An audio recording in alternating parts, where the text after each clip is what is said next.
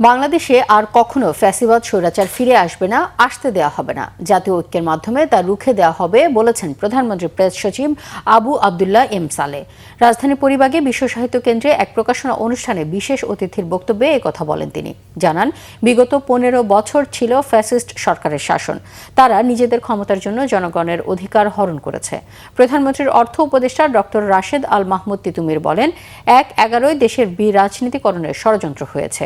এই ঘটনার নেপথ্যে উদ্দেশ্য খুঁজে বের করার কথাও জানান তিনি। কোন ধরনের স্বাধীনতা সার্বভৌমত্বকে নিশ্চিহ্ন করার যে 1/11 থেকে যে শুরু হয়েছে, তাহলে যে 1/11 এটা তো উন্মোচন করতে হবে। আমাদের মধ্যে বেশ কিছু বিরোধ আছে, কিন্তু দুটা বিষয়ে জাতীয় ঐক্য এখনো আছে।